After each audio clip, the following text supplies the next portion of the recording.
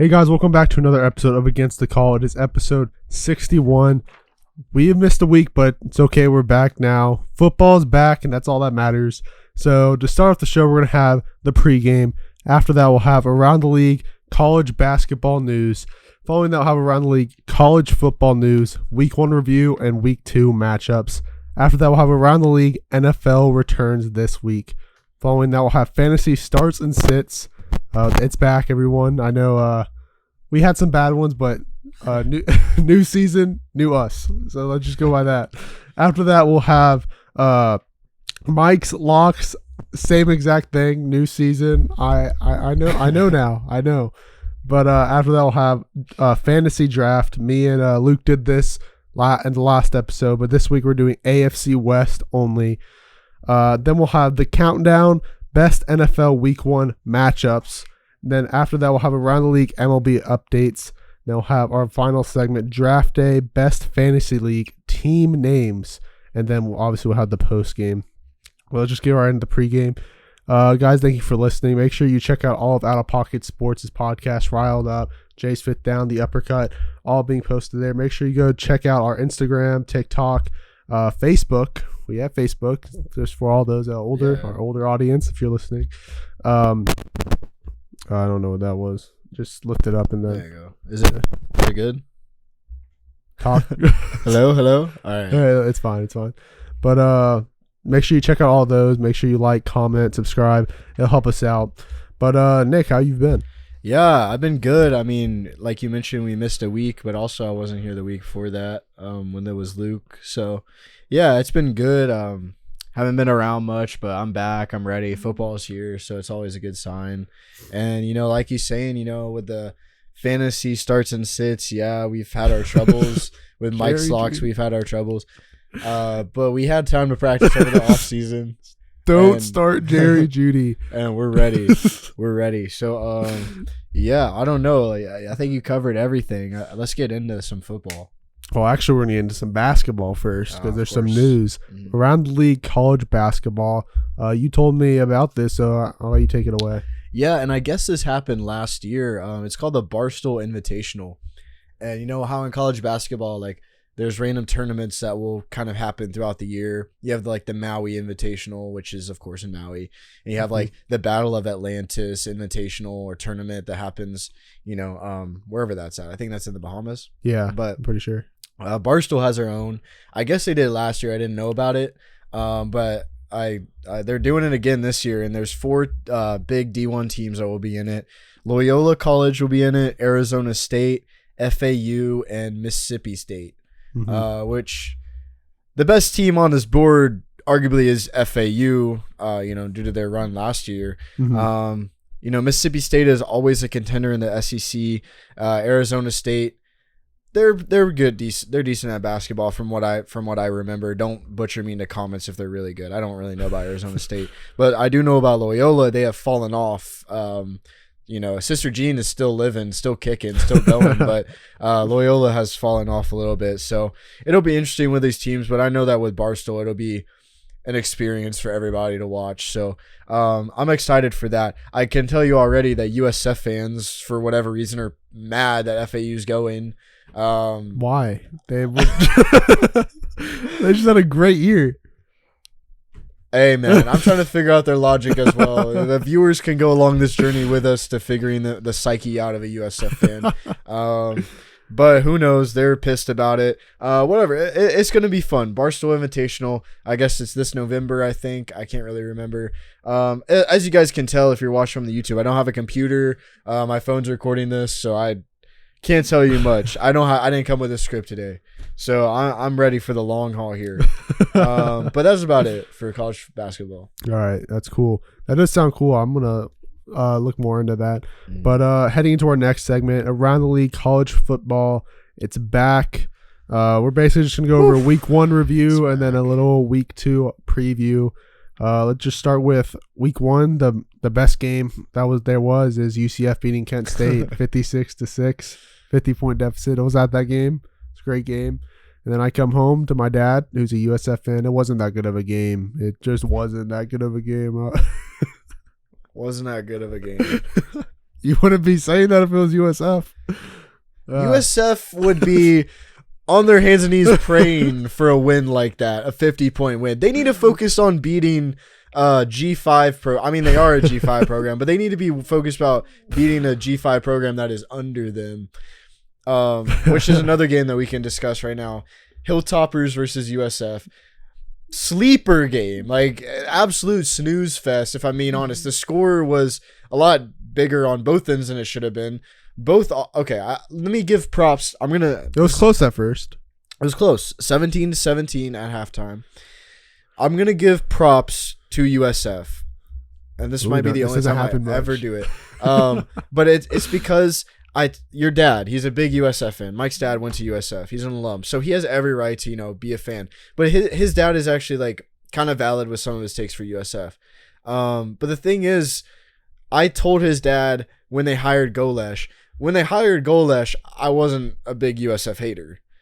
But now that I've know who their fan base is, I hate them. It used to be Florida Gators that I hated the most, but now it's USF. But with that being said, I told him like Golesh was a good hire. He's great offensive mind. Now, a lot of people like the USF fans want to say that Golesh is the one that helped Tennessee's offense be so great last season. Look at Heupel's production of quarterbacks throughout his entire coaching career without Golesh, which Golesh also did coach at UCF at one point. But they don't want to talk about that.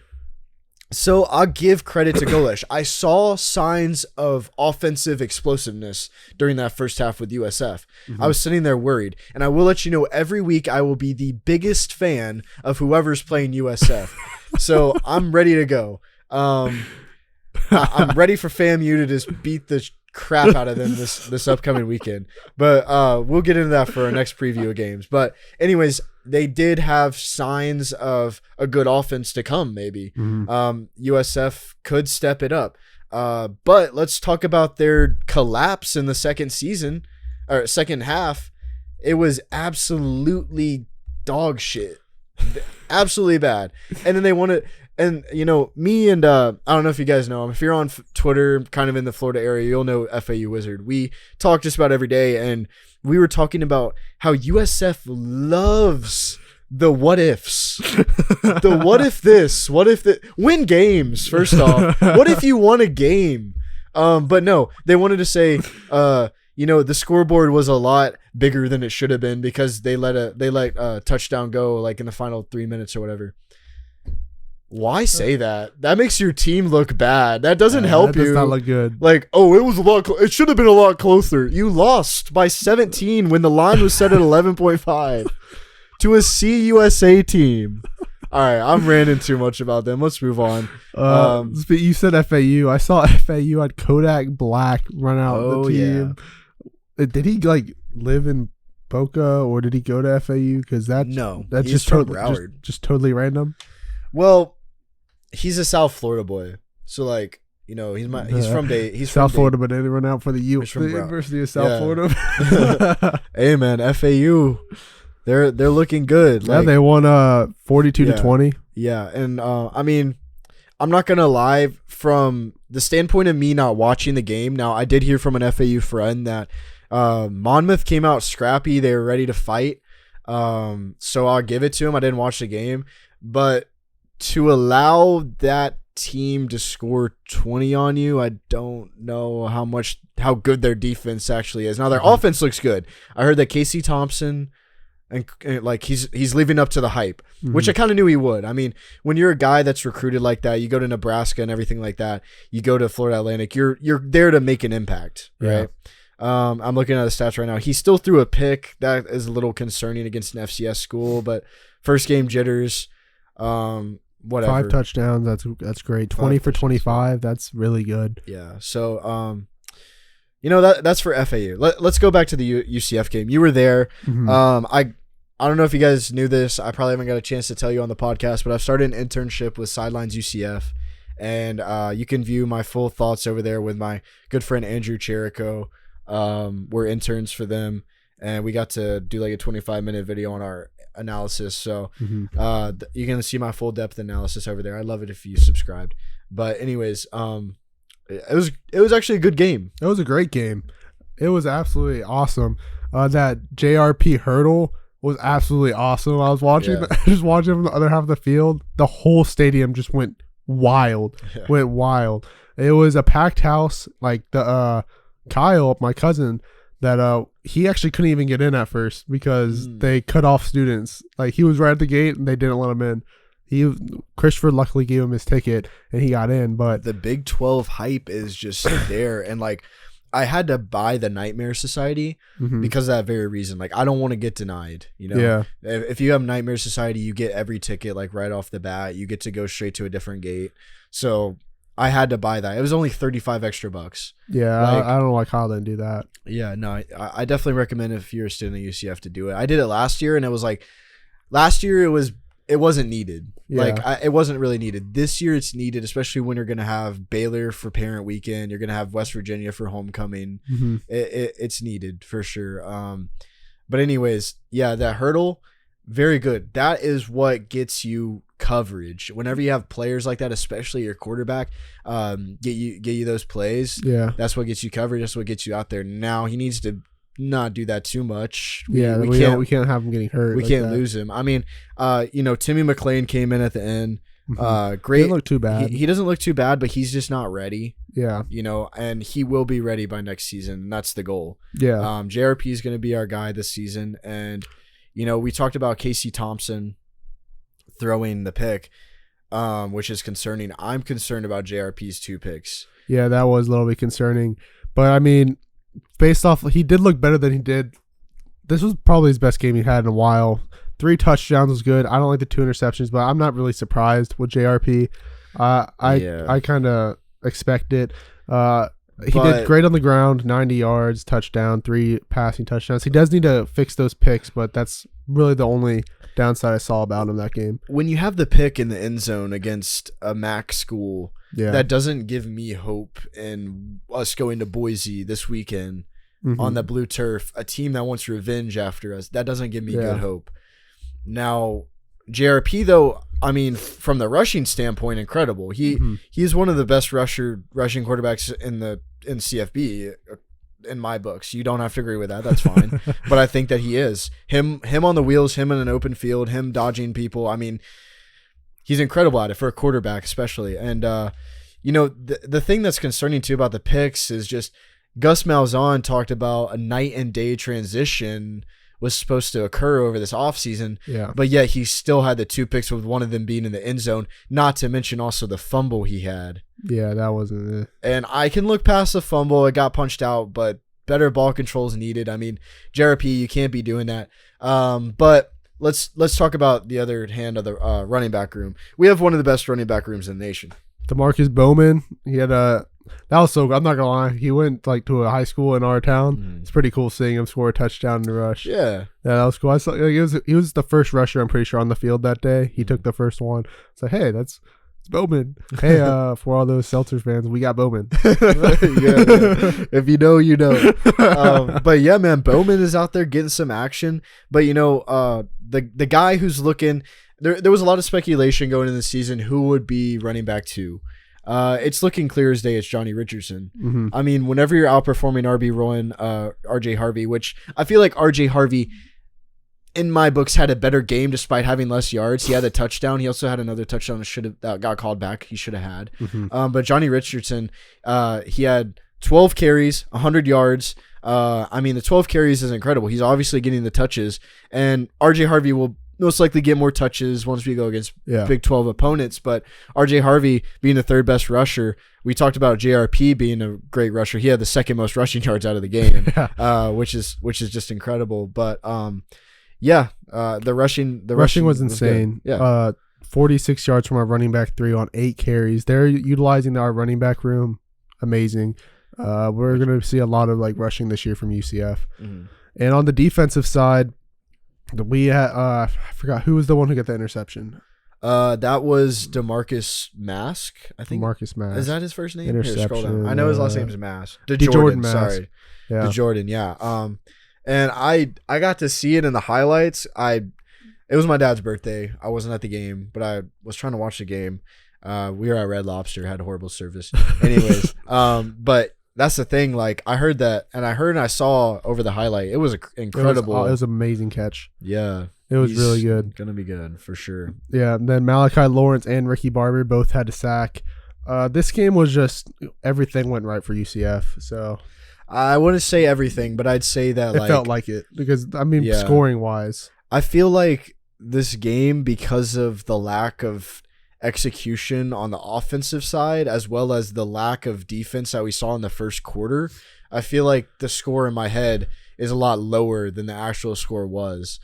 So I mean, 56-6, we'll take it. Let's move on. We have bigger things to worry about moving forward, but we won the season opener and first win in the Big 12, not against a Big 12 opponent, but first win. We're rolling. Let's go on to the next game, Mike. The next game I wanted to talk about was your next team, the Tennessee-Virginia game. I wanted to see your thoughts on it. Yeah, so this was another game that I unfortunately didn't get to watch all of. I haven't even really got around to watching the highlights, and that was because I was at work. But the thing is, so this is what happened. I got to watch some of the game at work on my break, right? And Michael can tell you because I'm in the group chat. Dude, from what I saw, from the 10, 15 minutes, maybe 20 minutes of what I saw, Joe Milton looked like dog shit. Like I wanted to punch this man in the face because he overthrew every receiver. It was like everything was just exactly how I thought it would be. And we were only up 14-7 at that time. I remember you texted the group chat. Everything I said about Joe Milton, I take back. I was like, is he really doing that bad? And then when I looked, they were winning by a lot. So I was like, yeah, it switched very quickly. I checked my phone a little later on. It was the end score 49-13, and I was grateful. I really need to go back and watch the highlights on this, but I was able to see that our running back room at Tennessee. I mean, we're talking about UCF's running back room. Tennessee's running back room is, and this is because of their SEC, but I mean, you're looking at just one of the best running back rooms in the nation. I remember, our good friend John wants to talk about Florida had the best running back room in the nation. We'll get to that in a second. Jalen Wright, 12 carries, 115 yards. Jabari Small, 13. Does that say 13? 13 carries, 67 yards. Let's talk about Dylan Sampson, who obviously he's been used to get the touchdowns. He had 3 touchdowns. He's the power back, it looks like. Yes, he is. And, Joe Milton, he also had 2 rushing touchdowns. I got to watch these highlights because I got to see Joe Milton improve. But, Joe Milton, he obviously didn't improve on the completions from what I saw. 21 out of 30, 201 yards. Great. And Nico actually got some play time, which I didn't get to see any of. Doesn't look like he did much. Only 3 passes. But whatever. He truly is the future. Can you scroll down to the receiving? Yeah. So yeah, I did hear about Ramel Keaton. He had a wide open drop, of course. Not because he's a bad wide receiver. Just I'm saying, of course, because it's Tennessee. But 3 receptions, 66 yards. Marquarius White, aka Squirrel White, 6 receptions, 45 yards. Brew McCoy still doing, what he does best. But, Deontay Thornton didn't have as many receptions as I would have thought he would, which is a little interesting. But I don't know. I think we're still looking good. Caleb Webb, 2 receptions. Yeah, it's going to be fine. If you can scroll down to the defense for me. Yeah, so I'm not going to talk about any specific player on the defense, but I will tell you that for some of the defensive drives, we looked a whole lot better than we did last year. A whole night and day difference. But there was moments where it looked the exact same. It looked so bad. I mean, especially that first half. But other than that, Tennessee is still looking like they're going to be pretty decent in the SEC. So I'm looking forward to the rest of the season for them. Yeah, looks like they're going to have a good season. They'd start off with a good win. The next game I wanted to talk about was it's going to be Colorado, Nebraska, because Shooter Sanders. TCU. Yeah. Colorado TCU. Yeah. My bad. No, it's fine. 500 yards from from Shooter. So let's talk about the shock that has swept the nation over this one win. I mean, this win was the biggest win of the weekend, probably the biggest game of the week. The weekend specifically. We'll get to Sunday and Monday soon, but this game came to a shock to many. I mean, Dion had the receipts, like he said. A lot of people doubted him. I mean, I didn't think he'd win this game. I'll be honest. I didn't think he would do bad this season. I had him having 6 wins, getting a bowl game, but I did not expect him to have this. I did not expect him to have Shedeur Sanders and Travis Hunter be Heisman, in my head, Heisman favorites at the moment. Like, I'm going to tell you right now, my early Heisman pick was Jordan Travis, and I'll still ride that out because I said it. And he still has, after we'll get to his game, but he still has great chances. I would say my honorable mention, my number 2 would be Travis Hunter to win. That is only if he plays every game like he's doing, and he won't play on both sides of the field every game. At least I don't expect him to, because he's going to get exhausted. He's going to get an injury. You don't want that. But if he plays in these big games like that on both sides of the ball, interception, over 100 yards receiving every time, he will win Heisman. And that's solely the fact that who else would win Heisman when you have a two-way player like that? Who else? Because I swear to you, if Caleb Williams wins it over a guy like doing this, then it's rigged at that point. Yeah, Travis Hunter, absolutely insane game. On the receiving end, 11 receptions for 119 yards. He had an interception on the defensive end. And then, I mean, their quarterback, the only exception is if Shooter does every game what he did this game, then there might be a little bit closer with Travis Hunter. Because, 510 yards and 4 touchdowns, 38 for 47. I just think that, I think that it would go to Travis Hunter. I do too. Just because of being on both sides of the ball. There's no other player doing that. Yeah, I agree. And, if he wasn't there, then Shedeur would win. Yeah. If he keeps this up. Now, the beautiful part about having a podcast now and is just the college football overreactions after week 1. And I'm not going to sit here and say Dion will be good or bad, but I'll sit here and say if he plays every game like he did this weekend, they get 9 wins. They get 9 wins, maybe more, and compete for the Pac-12. Yeah, man, I'm excited for this team. I looked over their schedule, and I predicted they would lose. If they played like how they do every game, they would lose to USC, Oregon, and who was the other one? And maybe Utah. But I think that Utah is actually winnable. I had them at Utah because that's only if Cam Rising comes back. But speaking of Utah, thank you for pulling it up here. Yep. Let's talk about also great weekend for college football for Tennessee fans. Florida lost, LSU lost, Clemson lost, and who was the other one? South Carolina lost. And Tennessee won. It was a great weekend for Tennessee fans across the globe. Yeah. But man, I wish John was here because John is just spitting bullshit to us was it last night? It was 2 nights ago. 2 nights ago, yeah. And you were there for some of it. Yeah. He didn't even let the FSU game finish. He didn't even let it finish. He was sitting here, FSU is looking mad winnable right now. Okay, you know what? John has the right to say that. In college football, you have the right to say any game looks winnable. But if you're looking at it from a standpoint of, I'm going to give a good take, that is not a good take to go with. FSU is looking mad winnable for Florida. Are you fucking serious? Do you not watch the same Utah game that I watched? Because I watched most of this game. I actually watched more of this than UCF, believe it or not. And that's because UCF was blowing them out. And this game, the score, man, looks a lot closer than the game was. Did you watch any of this?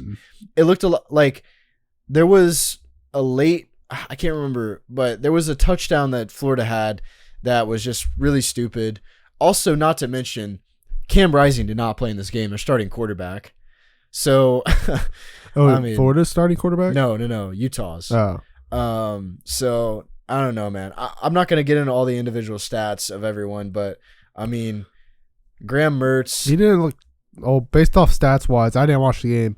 It's not bad stats, but he threw for 44. He should have a lot of yards. 331 yards, a touchdown, interception. Now I will tell you this: the brightest spot I saw of this Florida offense in fact, Florida team is Trevor Etienne. Like, Mhm. no doubt. He is going to be the only way that they really win games. And if Graham Mertz steps up, because he's not legit. I mean, yeah, he's just not. Like, what I saw is just not there. And I'll tell you this right now. I'm a Tennessee fan. They play Florida in 2 weeks. I'm not going to, like, there's Florida fans and there's Tennessee fans out there. Florida fans downing their team. Tennessee overhyping this game. The Florida-Tennessee game will be closer than you might think. And if Tennessee runs away with it, I'll be blown away. If Florida runs away with it, I'll be blown away. But Tennessee has not won in the swamp in a while.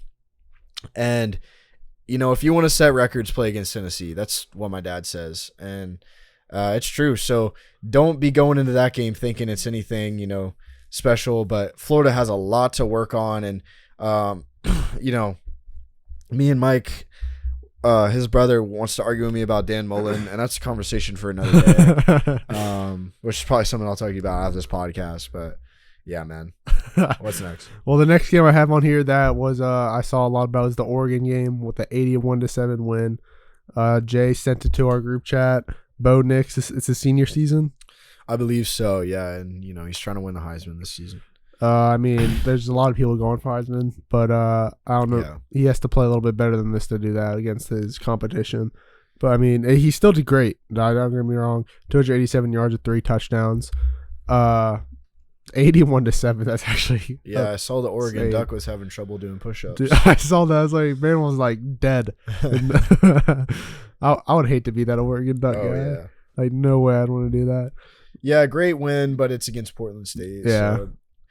Same with Oklahoma, which is another win for Tennessee because Butch Jones got annihilated, which is awesome to see.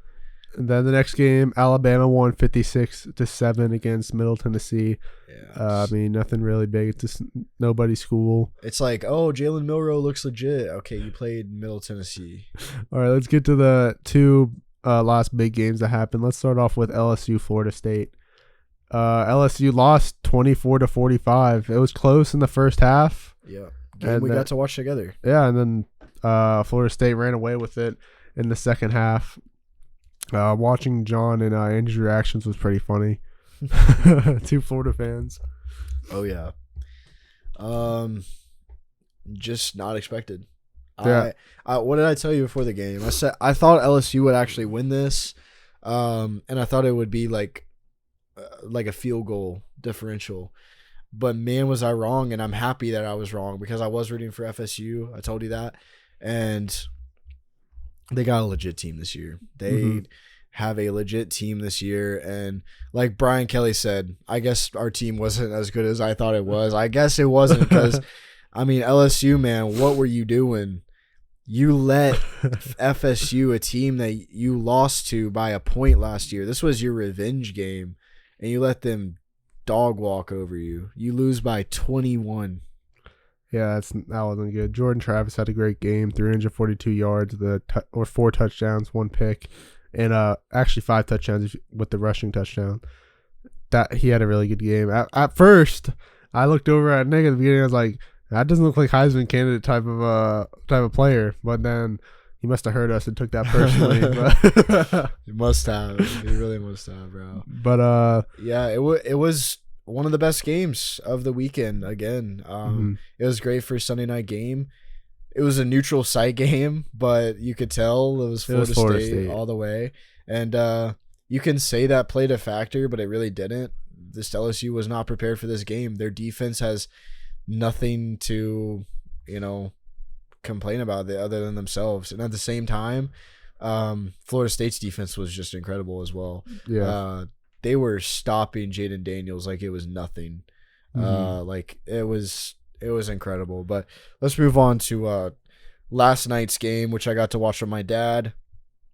And this is just another John's gonna like freaking hate me, but this is another part of where John doesn't know ball.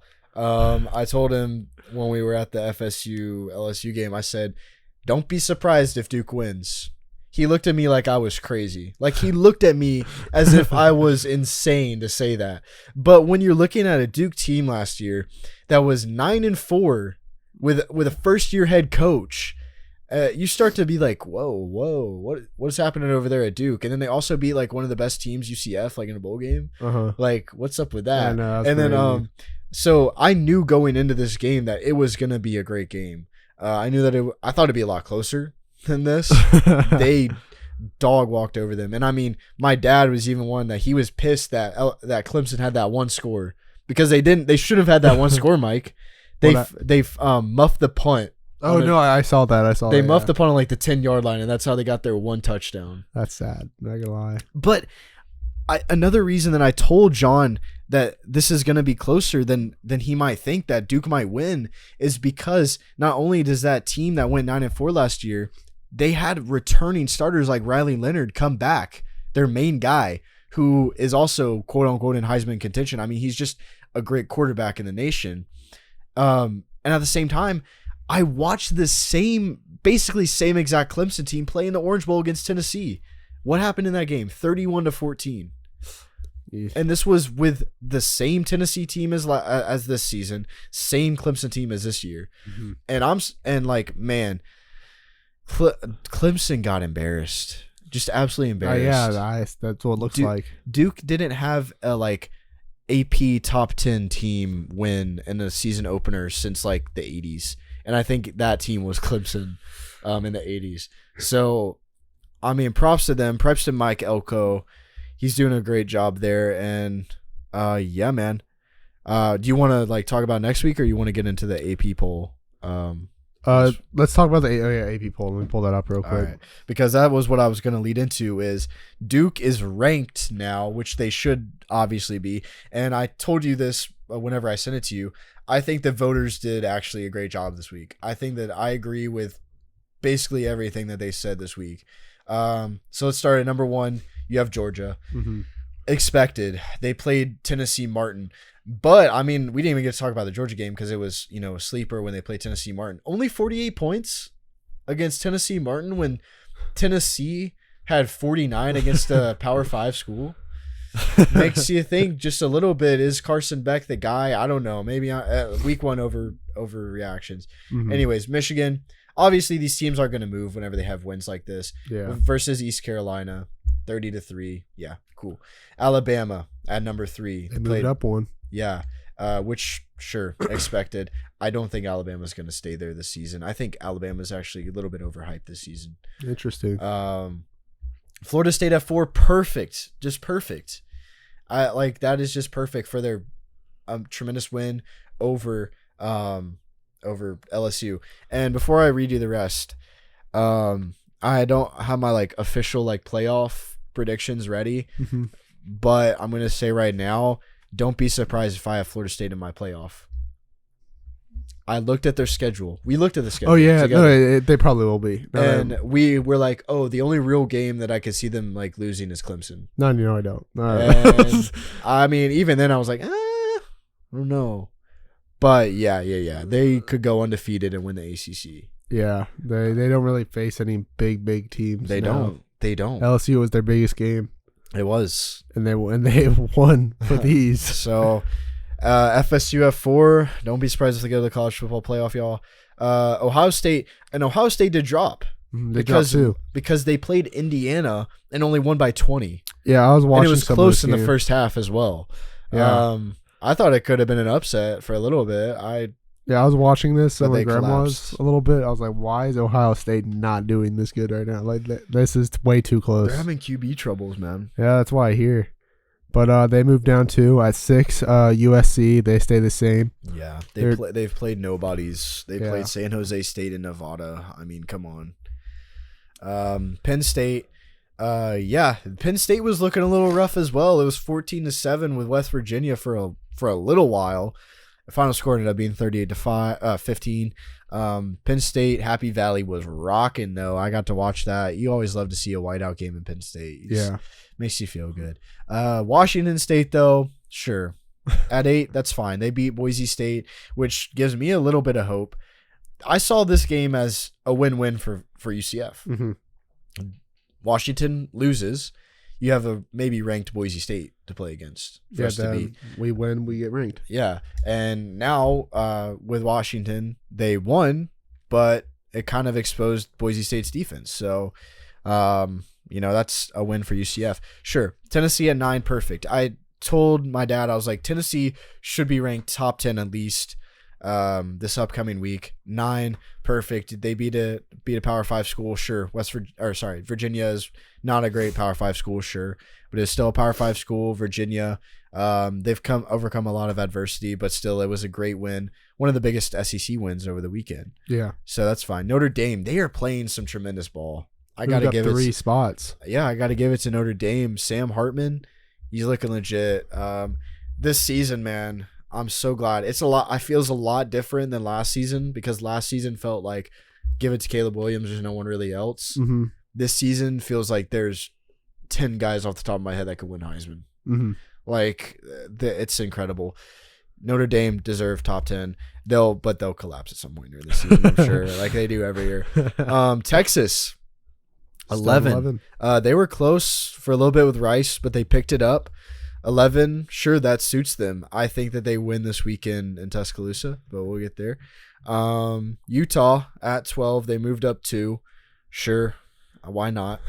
That was with their backup quarterback, so whatever. Oregon 13, fine. LSU though moved down 9 spots. 9 spots to 14. I agree. Sure. Like I agree with that. You cannot be an SEC team ranked 5th losing to FSU in that fashion. Yeah. 9 spots is smart. But Kansas State 15, they beat a nobody. Whatever. Cool. Keep them ranked for UCF. Oregon State, DJ Uiagalelei, he's looking good. Looking like that transfer was valuable. I'm sure Dabo's a little pissed off, but that's fine. Let's move on. North Carolina, 17. Great win over South Carolina. Beamer Ball over there, he wants to make every excuse in the book like he does all the time. He's just like his good friend Dabo, who's not too far away from him. But Beamer, he's blaming a guy for eating a hot dog. Who knows? Then, yeah, North Carolina, they're good. They should be there. Drake May, Heisman caliber player. Oklahoma, they moved up 2. That's fine. They beat a team 73-0. They deserve to move up around. That's fine. Wisconsin, they beat Buffalo. I don't know about this Wisconsin team this year. I feel like they're a little bit overrated, but we'll see. Ole Miss at 20, they beat a nobody by a lot, 73-7. Yeah. They also play Tulane this upcoming weekend, so it'll be a first test.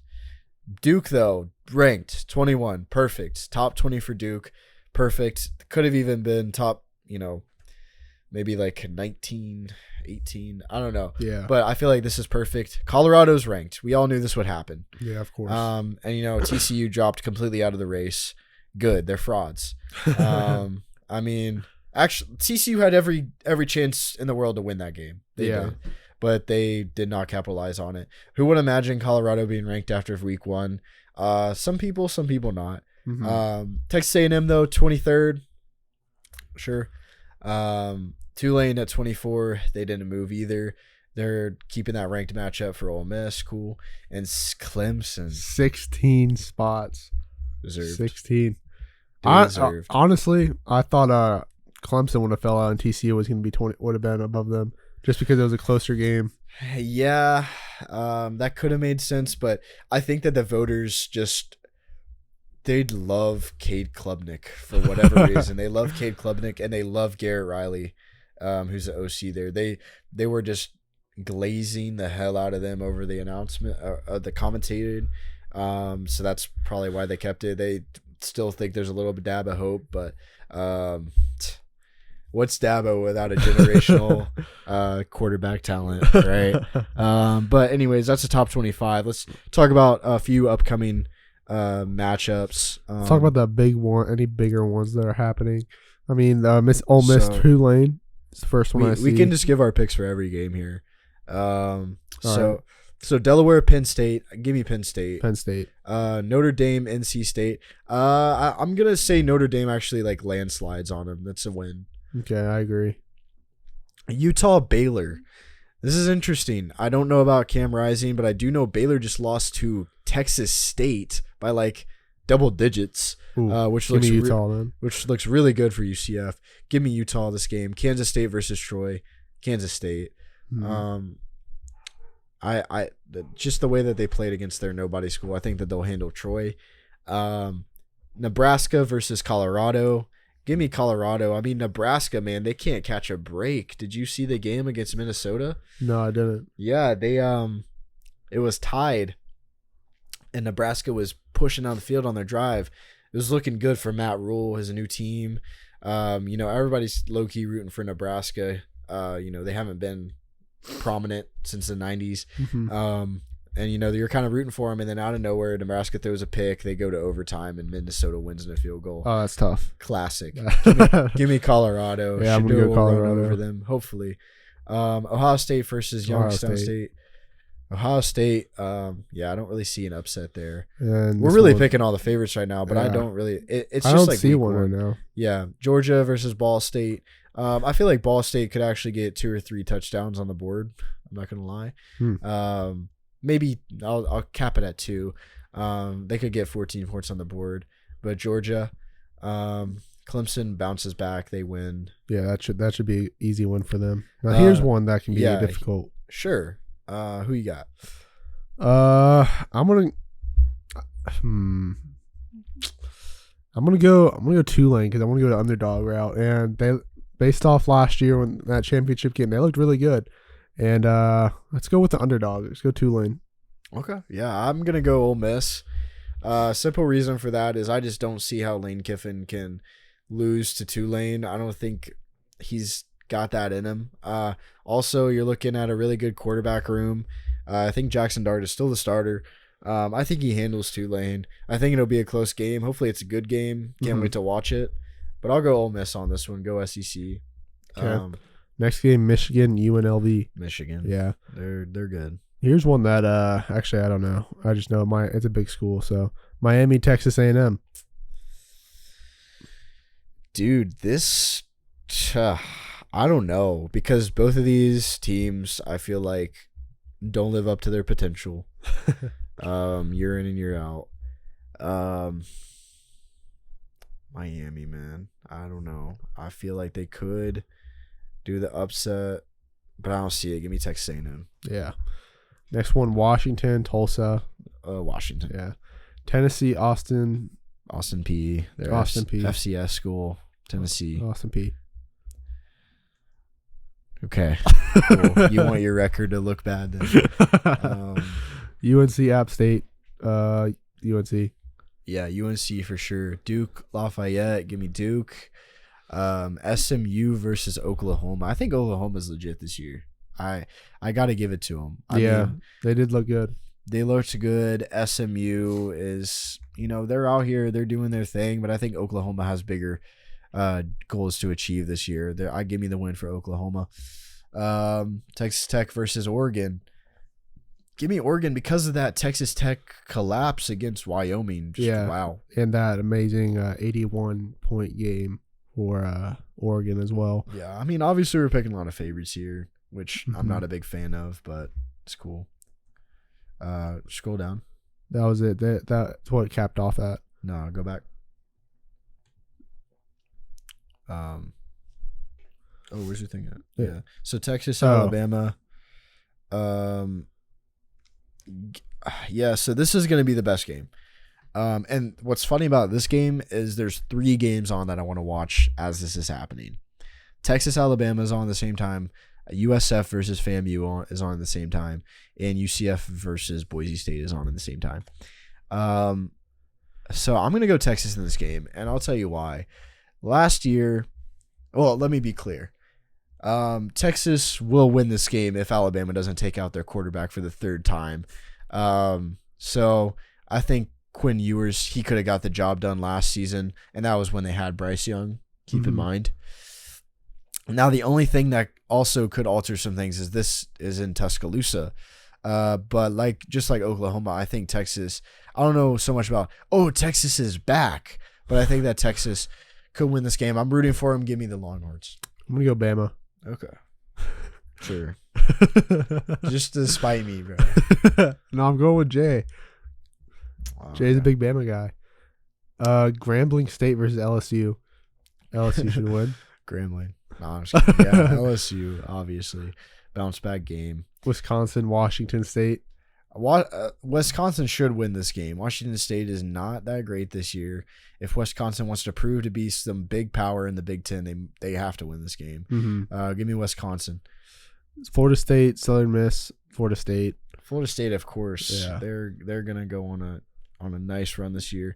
And like we say all these games confidently, but hey, I'm all for upsets. That's the beauty of college football. Mm-hmm. I hope that we're wrong about some of these. Oregon State versus UC Davis. Come on, man. Like the first 2 weeks are just so boring for some games, man. Like there's barely any conference matchups. And then as you get throughout the season, like about, middle of the year, you got to deal with the homecoming games. But anyways, obviously Oregon State, Stanford versus USC. Give me Stanford. And then the last one, Boise State versus UCF. Give me UCF. Bro, UCF. Easily. It's going to be like 100-0. I don't know so much about that, but it'll be a good game, and I got to roll with my Knights for sure. Well, is that everything you have on college football? Yeah, man. I'm glad it's back. Now let's get into NFL. NFL comes back this week. I'm so hyped. We just had our fantasy draft. It's already not looking good for Nick. He drafted Travis Kelce in his first pick, and he. I mean, what do you mean it's not looking good? It's like one little injury that he might play. If he doesn't play, it's 1 week. Yeah, I know. I'm just saying it's already like a scary injury because it's a knee, so it could be scary. I ain't scared. Come on. Maybe next week or something we can go over our fantasy teams, but around the league NFL, the first thing, let's get some news out of the way. Terry McLaurin hopes to play this Sunday even with his toe injury, but probably best if he doesn't. Honestly, it's a long season. Rest that toe up one more week. Then obviously Travis Kelce. He's doing it for the fantasy owners. Hey, my cousin drafted him in the second round, so maybe she saw something we didn't. Yeah. But Travis Kelce, like we said, hyperextended his knee in practice. No word if he'll play on Thursday on the season opener. The Colts, they are working out James Robinson. Smart by them, especially because they won't have not Anthony Richardson, Jonathan Taylor for at least 4 weeks. CJ Stroud, he was named the captain and voted by his peers. That's cool. That's a good thing for CJ. Must make him feel good. Give him some confidence. Next, Mike Evans could be in his last year in Tampa. He's given the team until Saturday to get an extension done. Keyword could. I mean, I sent you the update that happened. I don't know if you got to see it yet. No, I haven't saw it yet. Yeah. Could you pull it up real quick so you can read from it? I sent it to the chat with out of pocket guys in it. Oh, okay. Oh yeah, here. Oh, that's why it's unavailable now. Oh, okay. So they must have deleted it. Damn, I don't know if that means it wasn't true or what. But I basically read that they were coming to an agreement. That's good. I hope he stays in Tampa. I like him in Tampa because if Chris Godwin's not staying, they can't franchise tag him again. What is it? He's on his third franchise tag right now. Yeah. Because he's gone. He's gone. Then I haven't heard anything about contract extensions with him. But speaking of contract extensions, Nick Bosa, Joe Burrow, Chris Jones, and Jay Jettis all have contract offers on the table. Just waiting to see if they're going to sign or keep negotiating. But that's all the big news going on in the NFL. I'm pretty sure right now I don't think I'm missing anything. Do you know if there's anything else? Nah, I haven't heard anything else other than that stuff. So let's move on. All right, that's good. Let's actually do the countdown since we're talking about the season. Then we'll get into the fantasy stuff. Sure. So the countdown is best NFL Week 1 matchups. Let me pull up the matchups for you since you don't have a computer. I'm just gonna agree with all your stuff for most of these. Yeah, I think these are pretty much the best matchups. Yeah. So I'll start with my number 5. I got Bengals at Browns. It's a rivalry game. Both teams are supposed to have good seasons. I think the Bengals are going to win this because if Joe Burrow plays, he's probably going to play. If Joe Burrow plays, they win. I don't think he's going to lose the season opener.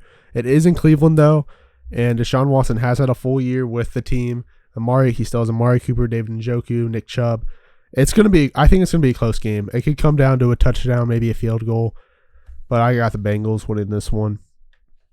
Well, at my number 4, I got Eagles at Patriots. It's a Super Bowl 39 and 52 rematch. Eagles coming off a Super Bowl loss.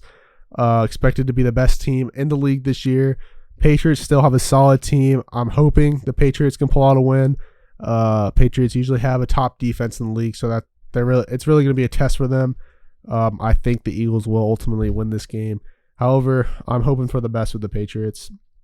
But at my number 3, I have Dolphins at Chargers, and I'm putting this at 3 because I legitimately think this is going to be a high-scoring game. Two really good offenses. Hope so. I do too because I got Keenan Allen. This is the time of the year where I really just focus on like rooting for my players. Yeah, and that's about it. That's what makes me like fantasy actually makes people enjoy multiple games so much as it. Your mental health can go way down though. Yeah, it can. But I'm gonna be rooting for the Chargers. Obviously, because Dolphins are in I want the Dolphins to lose, but I also got Keenan Allen and Justin Herbert, so I'm hoping for them. But Give me the Dolphins, bro. Like I'm riding with them again. Mm-hmm. Like it's been a long time, like since I've really like rooted for them, you know.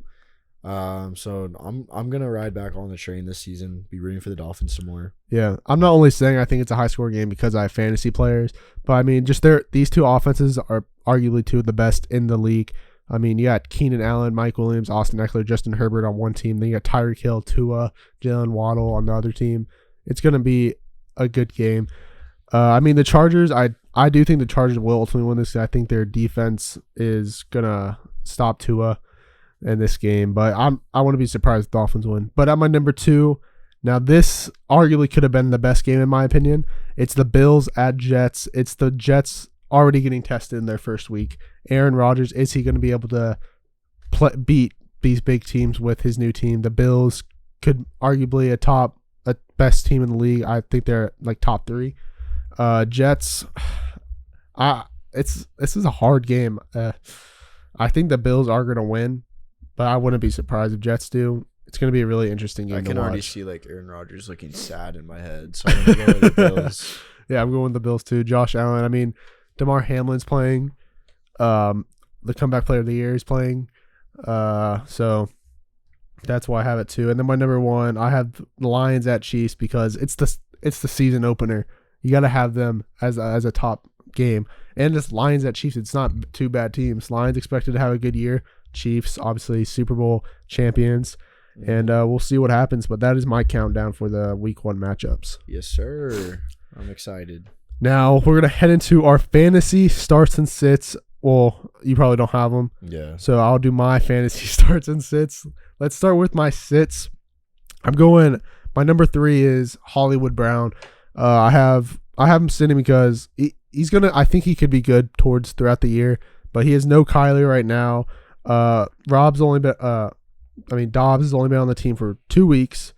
And the offense just won't be good, in my opinion. They don't no Cliff Kingsbury, no Kyler, and Hollywood Brown. We've seen what he does with Lamar. So I got Hollywood as a sit. My next one, I actually have Najee Harris. He's facing the best run defense in the NFL with the 49ers. He's probably splitting his touches this week with Jalen Warren, and he's a lot of people are saying not to draft Najee because people don't expect him to have a great season. So I put him at 2. And then my number 1, this is someone I actually do think is going to have a good season fantasy-wise. It's Dameon Pierce.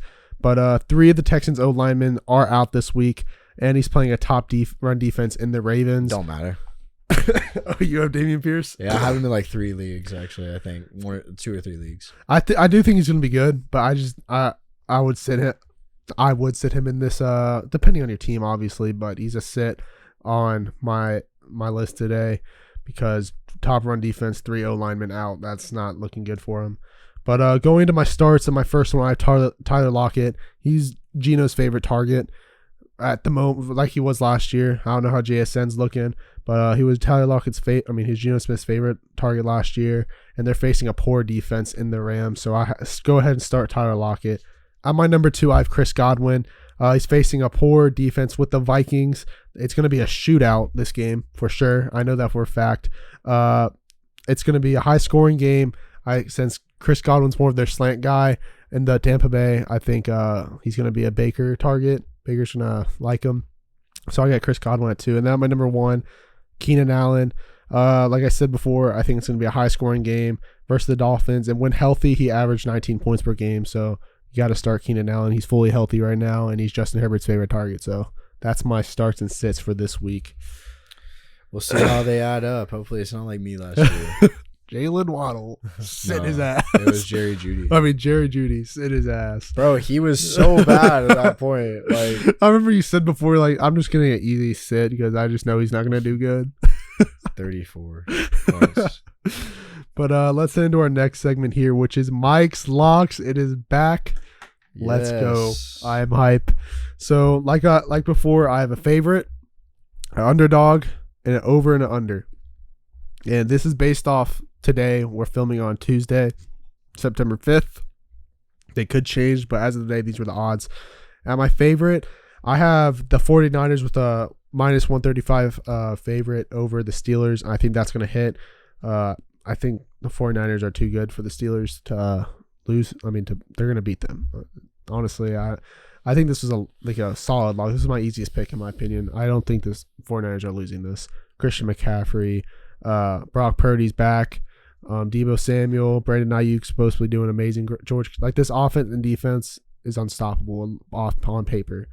But it's the Steelers, so But as my underdog, I actually had the Panthers-Falcons game. The Panthers are the plus 150 underdog, and I was honestly surprised. I honestly thought the Panthers would be a favorite in this game. I know they have, obviously, why did my brain fart? Bryce Young at quarterback, the rookie. But the Falcons, I think, are going to be one of the worst teams in the league. Yeah. I don't think Desmond Ridder is no better than Bryce Young. He sucks. Yeah. They have Bijan Robinson, but again, if you're you can use the same argument. He's a rookie. You don't know. You really don't know how he's going to do. He's really hyped, but you don't know how he's going to do. Same with Bryce Young. Yeah, I can tell you right now, and it's probably going to bite me in the ass, but I don't care. I decided not to draft Bijan in any of my drafts because I feel he's overhyped. I thought the same thing. I didn't think he's over. I really don't trust rookies. They could be. Yeah. How? I could care less what you did in college. He was one of the best running backs coming out of college. Sure. I don't know what. Okay, he's gonna get a lot of touches. That doesn't mean that he's gonna get through the defense every time. Mm-hmm. Yeah, I'd rather draft guys who've been in the league and can get through. Yeah. But Panthers, I think they added a lot to their team this year. Falcons, not really. Honestly, I think it was stupid for the Falcons to draft Bijan, especially when they had Tyler Algier had a great year last year, and Cordero Patterson too. Back to the Bijan thing, I think that also people are thinking this because of what happened with Najee. His rookie year was actually very good for fantasy owners. It was very good. Very good. And maybe that's what they think, but I don't know, man. I feel also with Najee, he was getting a lot of receptions as well, which got him a lot more points. And I don't really see that happening a lot with Bijan. Maybe I'm wrong, and maybe you're keep sleeping on him. I honestly think Jahmyr Gibbs could have a better season than him. Because he's on a better team. I agree. I think that he could. I agree with you. I'm just. We'll see. We'll see. First kind of 3 games, then I'll be able to evaluate Bijan. Yeah, I agree. But that's my underdog. Panthers over Falcons. Now we're going into over-unders. At my over, I have the Bucks Vikings going over 45.5. It's a minus 110 favorite for that to happen right now. And I think it's really possible. I think it's going to be a high-score game. 2 decent to poor defenses at the moment. Both have amazing weapons with Justin Jefferson being out there and Mike Evans, Chris Godwin. So I think it's going to be a high-scoring game. 45.5 shouldn't be too hard to beat for these two teams. So that's why I went with that. But my under, I have the Cowboys-Giants under 46.5. This one I was kind of thinking of because it could go. This was my iffy pick. So Could be full defense, could be full yeah, offense. it's too good. The Cowboys defense is really good. Giants. I mean, I just don't trust the Giants. So I'm hoping the Giants. I'm not gonna lie. I kind of hope I'm wrong because I have Saquon. yeah. So I'm hoping I'm wrong, but I honestly do think I got the Cowboys defense, so I do too. oh, that's funny. Oh yeah, you gotta love that in fantasy. Gotta love it. But that's my over under favorite and Be under. praying for special teams, but Bro, I am praying. I am praying. But that is Mike's locks for this week. I actually don't think they're that bad. I'm totally honest. I think this is. I'm better. I think I'm better. we gotta like make sure we keep up with these two. Like we have to like remember these. Yeah, I'm gonna have For this sure. out and make sure. All right. So explain to me our next segment, which is the AFC West only fantasy draft. I So, wasn't able to listen Yeah, to what you got to do with Luke, but I think I kind of get it. But I saw this on TikTok. I thought it was pretty cool. It's better when there's more people, but it's still fun. Me and Luke did it. It was fun. So it's a fantasy draft. We get a QB, a wide receiver, running back, tight end, and flex, and where you can only draft people that are in the AFC West. okay, I like it. So that's all. It's pretty simple. I have the first pick. I have like the big players on the sheet for you. Yeah. So I'm gonna do our teams over here. So my team got QB, wide receiver, running back, and then write down your teams on your team on your list. Yeah. I could definitely see this being fun if we had 4 people. And then when we can read like we did AFC East when me and Luke did it, Yeah. and we can redo it when there's more people. So with the first pick, let's see, what route do I want to go? I'm gonna go the route I usually go in fantasy, which is running back first. Because there's not a lot. Actually, no. There's only one good tight end in this AFC West. So give me Travis Kelce. Nice pick. Yeah. So that was a good pick because of everything. Yeah, man. I'll go ahead and just get Eckler. Eckler, yeah, that's good. Let me mark this out. So Eckler's gone, Kelsey's gone. All right, then I'm gonna get the other only good running back on there, which is Josh Jacobs. Cool. Yeah. Smart to do that. Yeah, go ahead and give me Devontae Adams. Ah, damn. All right, then give me Keenan Allen.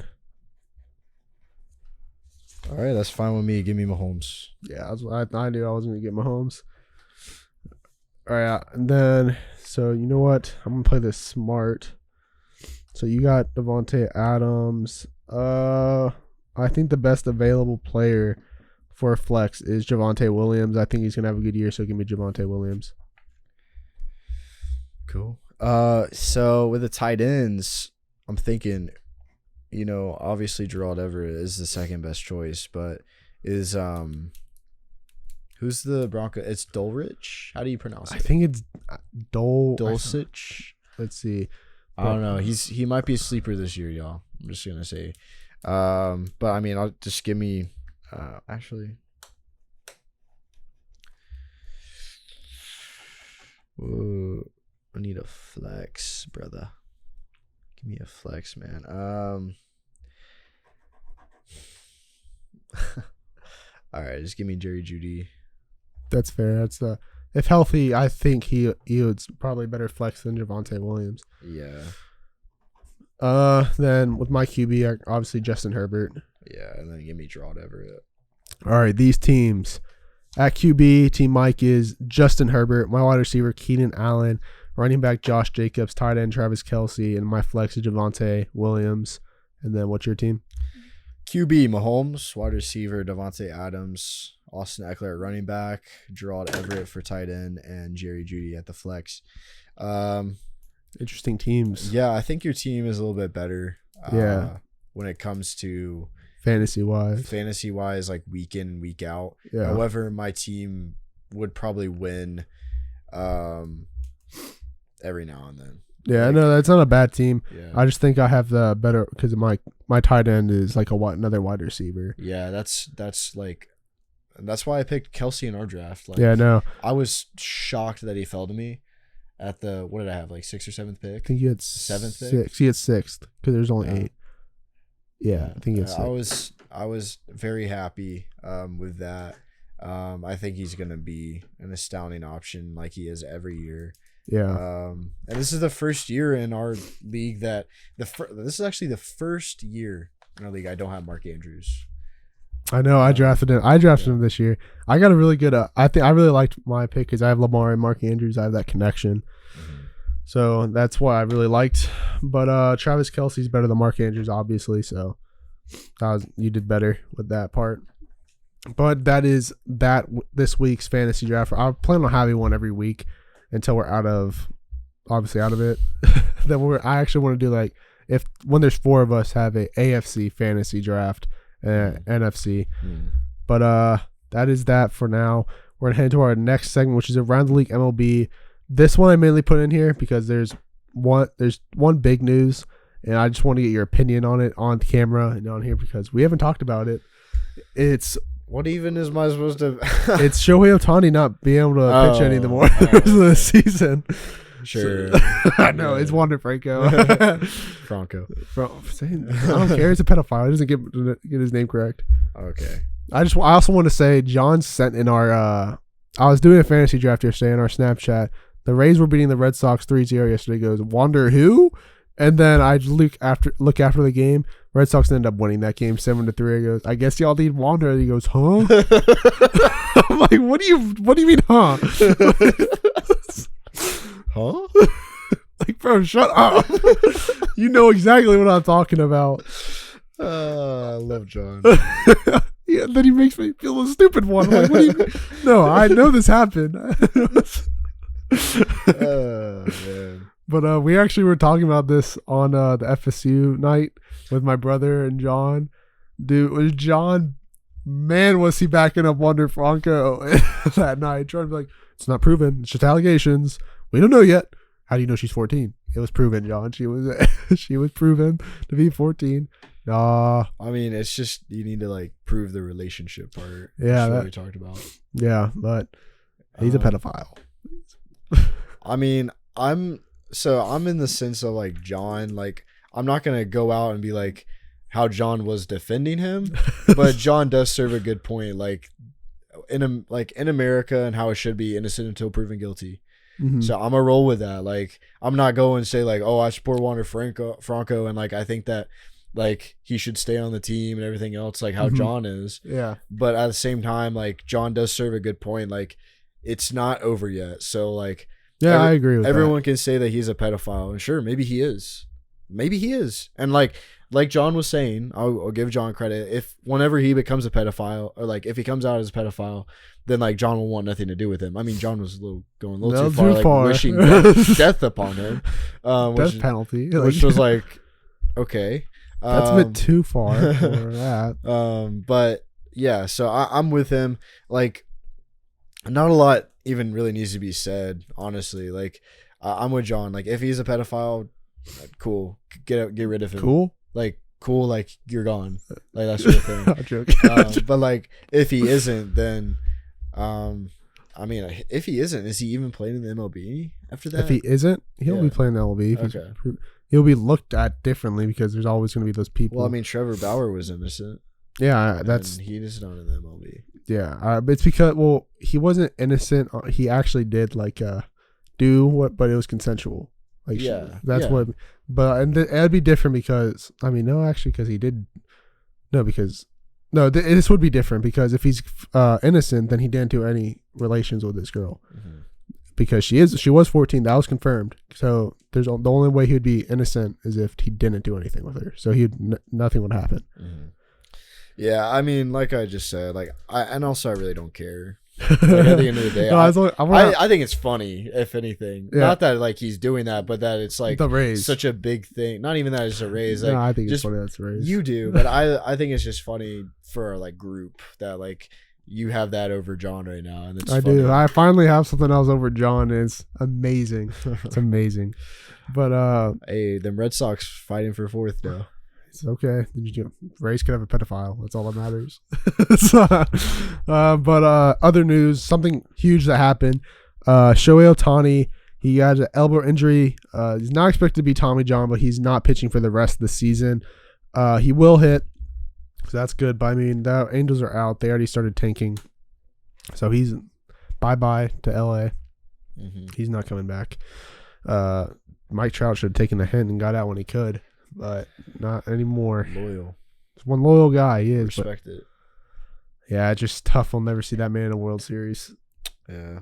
I mean, you had show the two best players in baseball. Who And didn't knows? make the Maybe it's like playoffs. last year he'll join like a contender. And Maybe, but that's not the smart way to play it. So you want to have it be a team that like you can help win. But I mean, it's whatever. That was all the big news, and this is the last month of regular season baseball. October baseball is coming up very soon, 1 month away. But that's gonna wrap it up for that segment. We're heading to our last segment, which is Draft Day. Best fantasy football team names. bro, I don't have anything for this. I literally was just going off like past names I have with past names in our league. Oh man, truthfully, I'm always so bad with names. Like I've seen a lot like on like TikTok and stuff. Also, like last year, I have my own like superstition, I guess now, which like I really don't, but I just thought I might as well go with it. Like I don't really believe in superstitions, but I thought I might as well go with it this time. Last year, I went with the name I saw like online, and I used the like profile picture that was already made, and then I lost that. But then the other one, I had some stupid ass name where I won, and like all the years I've won, like I've had a name that like I just came up with. So I just came up with mine this year, Henry Ruggs Racing, which I'm sure is like out there. It's like a thing. I've seen one. It wasn't that. It was something like that though. Yeah, I'm just gonna like just put it like it came first in my head, so I went with it. I have a list. I don't really care if you look at it because I have a lot more than we're only doing 5 picks. So I got the first pick. The first one I'm gonna go with is some good ones. I'm gonna do kicking it with Kareem. These are good. I'm gonna go with one of Mike's favorites just to piss him off, hanging with Hernandez, because he like always. I picked it once. No. Didn't you do it like? I did it in the McKeel League too because I didn't really care for a name. Lazy. I didn't pay attention to that. Bro, that name, like that league that I won, was just the longest name ever. It was 24 allegations, 20 settled, because I was like, and I was going to keep up with it throughout the season, but I just never did. So obviously that was for Deshaun Watson. Yeah. With my next one, I'm going to go with playing with Nick's Chubb. Nice. I saw that. I thought I was good. No. Oh. Yeah. Man, yeah, you got some good ones on. Did you look up some of these? Like I looked up half, like some of them I made and some of them I didn't. Yeah. Most of them I didn't. So give me Amon-Ra Doggin. Yeah, I didn't pick that. I didn't make that one. I saw that one. These are good, man, for sure. Like this is I have all these lists for every year now, and I just cross out the ones I've used. With my next one, then, in the light of what's going on with him right now, I'm gonna go EDP's minor league. Oh boy. Yeah. So just give me.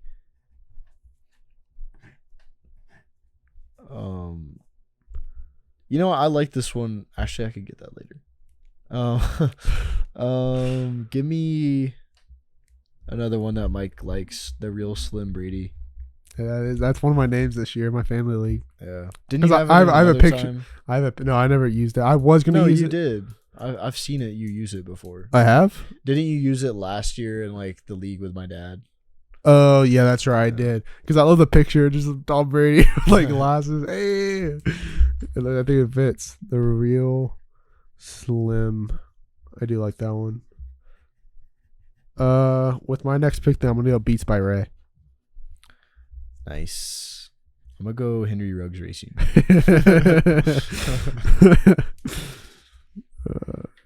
Henry Ruggs Racing. All right, with my next one then, my last pick. All right, I'm gonna go with one I liked this year. I'm using one in our dad's league, the Love Story Jordan's version. All right, I'll take the one that Braden's using, which you should have used. Tickle time with cousins. It's just so stupid. It's because the picture of yeah. Kirk Cousins just in his Halloween Buzz Lightyear costume. He looks so creepy. I was going to use that last year, but I was like, I want to see it used this year, but because I just want to see it when I'm playing them. So I give it to Braden. All right. The Team Mike. Kicking it with Kareem. Playing with Nick Chubb. EDP's minor league. Beats by Ray. And Love Story Jordan's version. Team Nick. Hanging with Hernandez. Amon Ra Doggin. The Real Slim Brady. Henry Ruggs Racing. And Tickle Time with Cousins. Well, we're going to go into the post game. Thank you guys so much for listening to episode 61 of Against the Call. Make sure you go follow our Instagram, TikTok, YouTube, Facebook, all that. We'd really appreciate it. Make sure you also check out Out of Pocket Sports Podcasts, which is the Uppercut. I'm on that with Luke Stutzman. You've seen on here before. We talk all things fights, UFC mainly. Then you can also have Riled Up Podcast. They just posted again. They are back for I guess they're like doing a season type thing. That's what it feels like when they're in school. Sorry. Did you watch their latest episode? Because I haven't. I watched some of it. So but doing a season. It's not what they said, but that's what I kind of feel like it is. It's like because in the summer they didn't post. It feels like they're just going to post when they're at school. Mm-hmm. That's when they're together and that's when they have their studio. Yeah. So I'm going to call it a season 2 of Riled Up Podcast. But then there's also, of course, Jay's Fit Down. Make sure you check him out. He's killing it over there. He's always posting. He always has content, which is great. I want to actually have him on here again soon since the NFL season started. But make sure you check him out. Football season's back, so if you want to go get tickets, make sure you use our code ATC on SeatGeek for $20 off your first purchase. But Nick, you have anything else? Yeah, and if you're ever like going to a game, you don't care who wins, you're just there for the vibes, you need something to wear, we're an Against the Call shirt, y'all. Hit us up, man. Hit us up for sure. But other than that, that's gonna end it for episode 61 of Against the Call. College football's back, baby. And it's football time in Tennessee. So I'll catch you guys later, and peace.